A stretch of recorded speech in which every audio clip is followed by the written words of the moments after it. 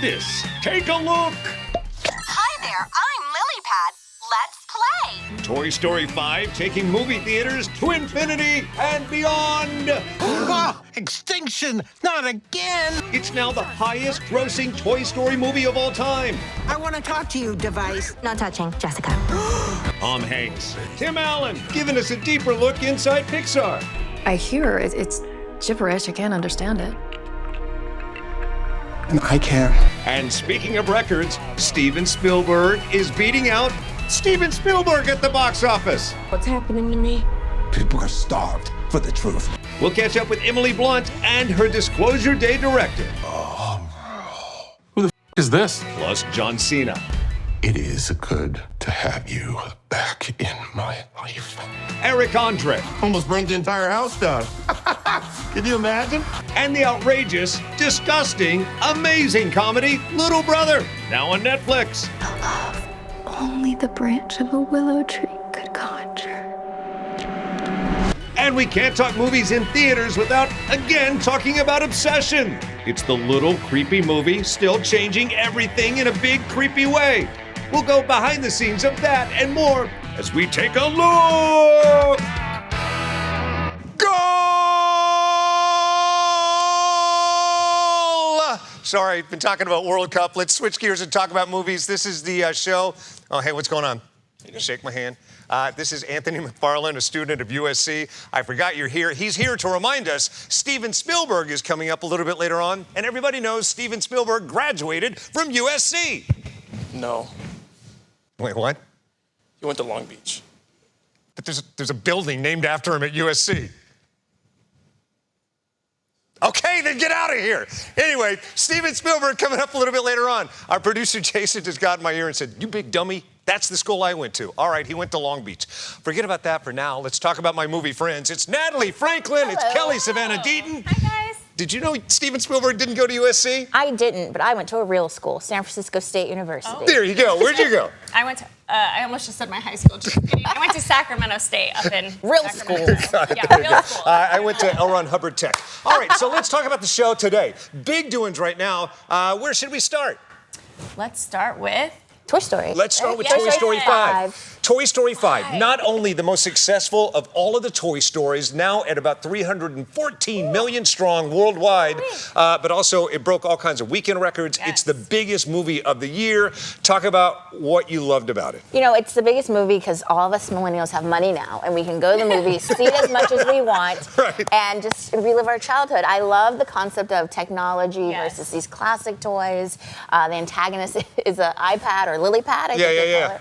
And I love that the nostalgia, it's a perfectly balanced blend of nostalgia and then also how we relate to tech and how kids relate to tech. So I think they walked that line perfectly. So well. I sat down with Tim and Tom. Now, keep in mind, I sat down with them for the first movie. This is before social media. This is before the internet. In the Stone Ages? Yeah, it was last century, not the Stone Ages. In We the talked. 1900s? All right, take a look. On the archway in this enormous complex that is Pixar Animation Studios, and I'm walking across the trestle, and all of a sudden I hear these two distinct voices rattling off the reflective surfaces. And I thought, these voices alone, like at this point in time, have you ever, God forbid, had to get like someone on the phone, a human being at customer service, and have they said, "Is this who I think it is?" It has happened in restaurants when we're sitting there having, lunch and talking about life issues. People have just said, "I've been listening to you for the last 45 minutes," and then it suddenly dawned on me who was having lunch together. Woody and Buzz are here. I can't believe this. I love NFL football a lot, and my wife loves it. And she goes to different stadiums to follow. Her lovely team is this Pittsburgh Steelers, mine are Detroit Lions. And when they're close enough to go, it never fails. My wife goes, "All right, but shut up." We sit in the stands because she likes sitting in the stands, not in a box. She wants to sit with the crowd. She goes, "It'll be great. I'll get you some popcorn and a hot dog, but shut up." Because as soon as I start talking, Don't start it. Then everybody's looking around, going, and it's. Do not. You have to move through crowds and live your life, and so you probably tuned out. So you've stopped turning when people go, "Tim, Tom." Yeah. But are you still more likely to turn around when some kid goes, "Woody, Sure. Buzz"? Yeah, exactly. I've had kids say, you sound like Woody. Yeah, yeah. And I said, do I really? Well, we better get back to Andy's room, shouldn't we then? They kind of do that. Can't hide the vocal cords. And sometimes in the wrong situations, I've seen me talk and a kid going, at one time, the one that laughed out, he cried to his mother, that man ate Buzz Lightyear. Because I thought it would be funny. And sometimes, and Tom taught us this at a wonderful, sad but wonderful moment at a children's hospital. We entertained these kids by, he said, shut your eyes. So the kids would shut their eyes, and then we'd do it, and then the magic is there. But seeing these two old, very attractive men Yeah, absolutely. talking like them is kind of creepy. You two, thank you for the joy you've brought so many generations. Oh, you're welcome. Toy Thanks. Story 6, all right. Let's see, man. Talk to somebody out in the We're hallway. right here in All right. Pixar. We're at the right place. Yeah, it is. Just go knock on doors and say, hey, you know what I'd like to see? Toy Story 6. I love talking to those two guys. Congratulations. You know- Number one movie on the planet. Tom Hanks is a Sac State alumni. Yes, he Went to is. California State University, Sacramento, which Yes. is where you went. I went to San Where Francisco State. I went. Oh, okay. Close. Got it. We don't know where anyone went. Yeah, it's all up in the air. Yes. Anyway, most successful Toy Story ever. I can't wait to see what they do next. In the meantime, if your kids have seen Toy Story 5 already, now it's time to take them to go see Obsession. Probably not. But I will say this, congratulations, Obsession, the movie that won't stop. This tiny little movie is now... No. If you haven't seen it, that's a good representation from it. Where did she get that? She got that from the movie Get Out, where there is a maid that does that creepy no version in that movie, and that's where she got that. This is awesome. We're all about themes today. Curry Barker, who directed this movie, 27 years old. It is now the most successful horror movie in all of horror history, and also every producer's dream, wondering how to make a movie 300 times more profitable than its original budget. I can't believe that. $750,000 equates to, what, 300, 400 million worldwide? Yeah, exactly. It's absolutely Well, he's a insane. child of YouTube, so that's why true. he's so he good knows at how this. He directed, produced, wrote this, and made it in under a month, you guys. In under a month. Get on YouTube, kids. There you go. Your lead crushes it. If you haven't seen the movie, take a look at this ultra cringe sample. Bear, I love you so much. I don't think I could live without you.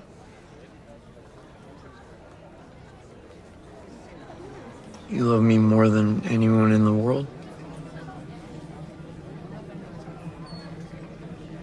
Yes, more than anyone. Nikki, Yeah? does your dad really have cancer?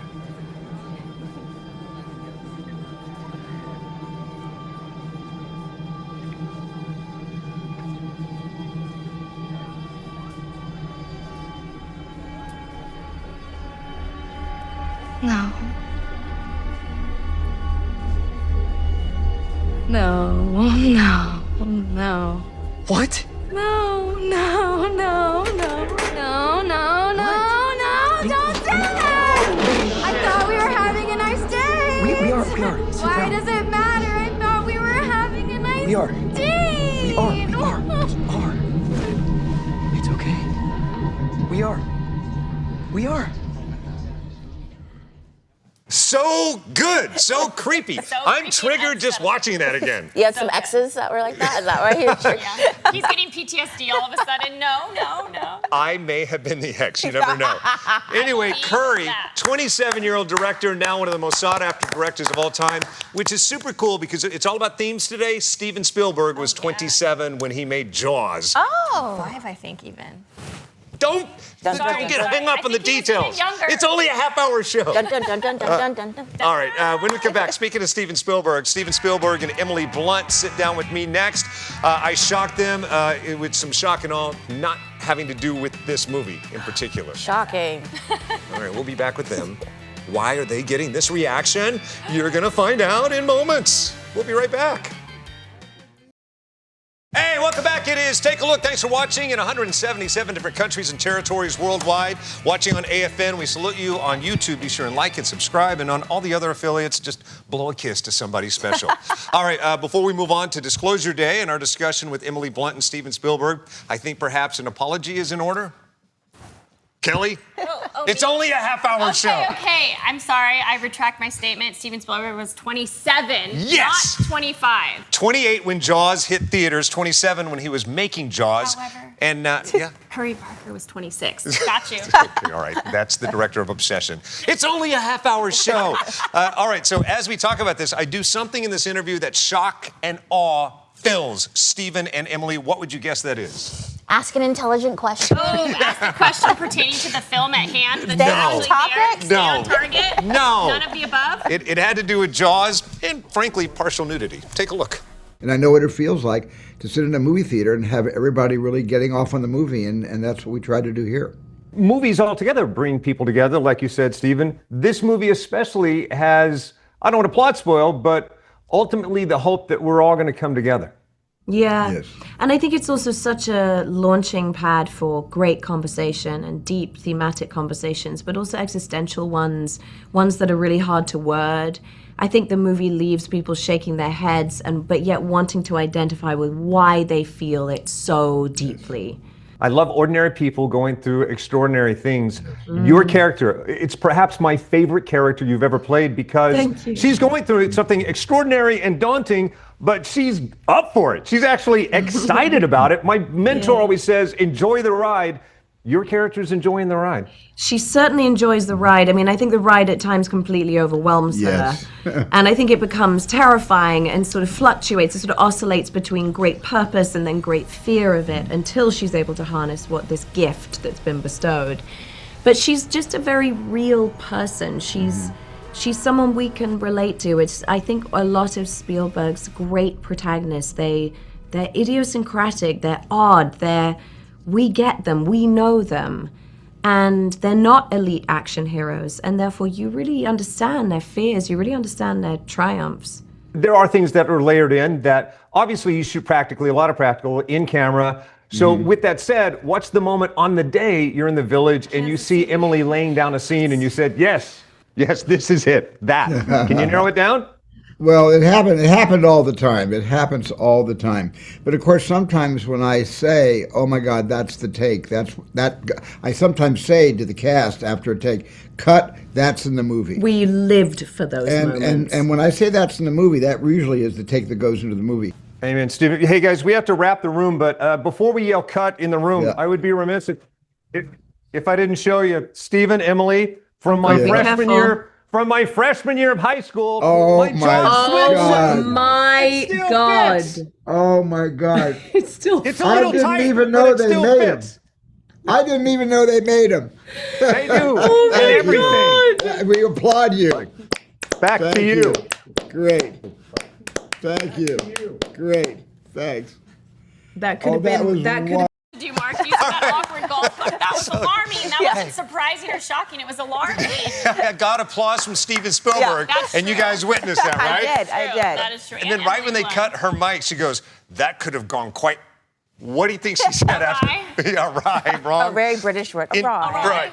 In TV, there's a technology where before we start the show, you have to white balance the show. You have to shoot something white in order to get all of the colors of the spectrum right. They now use my thighs for that. There you go. Yeah. At least something good came out of it. It's summer. You can change that. All right, so quickly, in a word, see this movie because...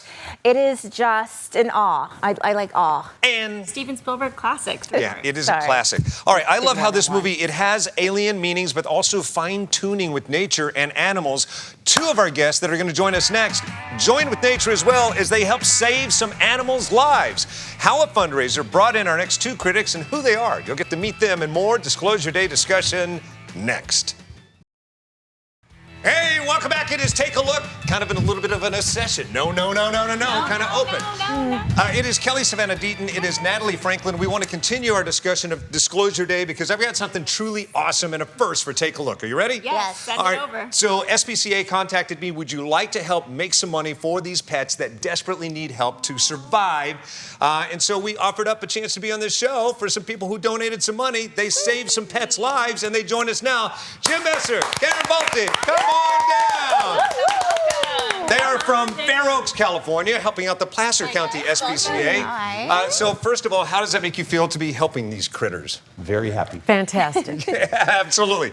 Now let's jump into some movie stuff. Wait. Wasn't Marksman taking from drinks and dinner and food? Wasn't that part of the prize? Done that, and that was Whoa, good job, Mark. They survived it. They're here, so there's He that. treated us like a king and queen. Oh, that's All right. because he doesn't know you. So let's jump into the movie for a minute. What do you think? Yes, about Disclosure Day. Yeah. Amazing movie. What did you guys think about it? I'll take it as somebody who saw Spielberg before Jaws in 24 in Duel, so I've seen him a long time. He has not lost a step. It's still amazing, his ability to do a film. The only thing I saw was I felt like this was a setup for a sequel when the title card came on. Okay. Absolutely. Well, Amen to that, for real. We can only hope. Yeah. And I think it was sensational, a little bit risky, provocative, as someone who works in a hospital.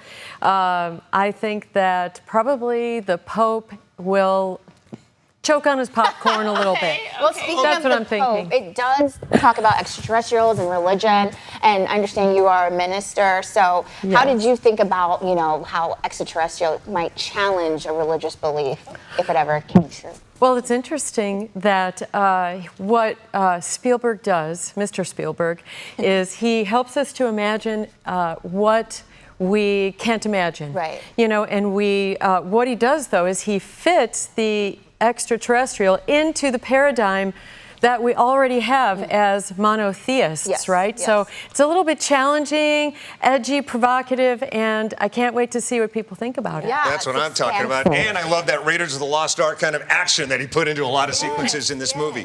All right, so back to your experience. So you walk into a theater. I love, while red carpet world premieres were taking place all over the place, you walked into a theater. Emily Blunt and Steven Spielberg surprised the audience by being piped in via satellite. How was that? Fantastic. Wonderful. Yes, it was Once in a wonderful to lifetime. watch them talk about the experience, and it's always great to see actors talk as just themselves. So I really enjoyed that. I got to warn you for the letdown. Every movie from here on out that the filmmakers don't show up in front of it, it's going to be, it's just a movie. Anyway, Old hat. come back anytime. Thank you so much for hanging out. Thank you for donating to the SPCA. Jim, Karen, thank you so much. All right, when we come back, spinning gears to something entirely different. Not a Spielberg film, but a funny film at that. Highly raunchy, you don't even leave home to see Netflix new movie starring John Cena and Eric Andre. Little Brother stars next. Hey, welcome back. It is Take a Look. What an awesome weekend to drop a new movie on Netflix. Kelly Savannah Deaton, Natalie Franklin. Hello. I'm Marcus Allen. Thanks for joining us as we talk about John Cena and Eric Andre. What do you know of Eric Andre? Oh my God, he's chaotic. He is, as is this movie. Yeah, He brings chaos. chaos in. I thought it was a bit of an act, and it may just be an act, but when I went to the world premiere, right as I stepped out of my car, guess who stepped out of their car? Eric Andre? Eric Andre, and his clothes got ripped off his back. This is from my camera, right there. God. No way. Walked in his tidy whities. He's crazier than you, and that's really Yeah, hard to you be. were in your underwear with Emily Blunt and Steven Spielberg. He's in his underwear. If ever there was a time I was going to be shirtless, it wouldn't be standing next to John Cena. On the red carpet. That is a risk. That's more risky than the stuff in this movie, honestly, to do that. Oh, I'm saying, the stuff he did in this movie is ridiculous. It's on Netflix right now. Hey, if your kids love Toy Story 5, they should watch this. Yeah. Great theme of show today. What's wild is as ridiculous and stupid funny as this movie is, they were kind of chill and kind of philosophical about comedy. Take a look. For you, tussling with this guy, it's a little bit like some of your otherworld skills in wrestling, but at the same time, obstacles. Talk about the difficulty. Sure. I think the difficulty is first of all, not breaking character. Second of all, not necessarily getting wholeheartedly involved, because that's usually my MO, as being front and center in the physical humor. Right. So being on the outer skirts of that was a pleasant surprise, and also certainly watching Eric work. He's a master of physical comedy. And also psychological comedy. That's what I wanted to ask you about keeping that straight face. Psychological torture. True. Because, I mean, you're a great actor, don't get me wrong, but also, like, your otherworld skill is social experiment comedy, where you're piercing deeper into the soul. Very well put. Yes, I'll take it. Hey, did you hear that? He just said well put. That's a first. Yes. Thank you. Promote that, man. Social experiment comedy. That is well put. I'll take it. But he's delving into your soul. How do you not break character?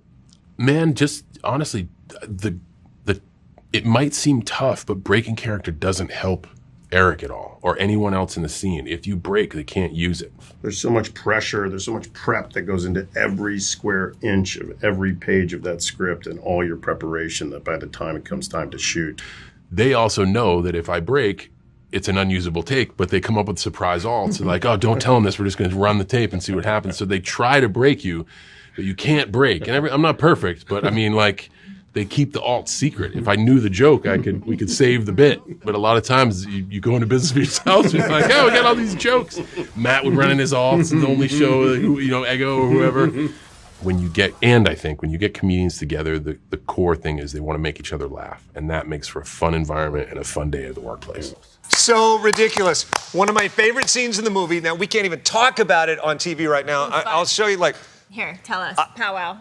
I could be doing it right now, but you can't see. But if you could see, it's best for viewers that's the that scene. you don't see. And it's ridiculous in the movie, and they put it in the bloopers. If you like disgusting, stupid, have a couple glasses of wine or a beer, or edibles, if you will, this would be the movie for you to watch this weekend. I agree. Yes. It's definitely over the top, but the two of them make a surprisingly good chemistry, buddy comedy kind of thing. It's a tiny bit, and I do say tiny bit, heartwarming. It's Little Brother on Netflix. Thanks so much for hanging out. I'm Marcus Allen. Kelly Savannah Deaton, where do we find you? At Kelly Savannah Deaton. And Natalie Franklin. At Natalie the Hero. I'm at TV Marcus Allen. We got to fact check and clean up some things. Steven Spielberg was how old when he made Jaws? 27. Got it. And then Mr. Barker is how old when he made Obsession? 26. There you go. And how old am I? I think, don't you have Botox older than us? Combined. See you next week. Bye.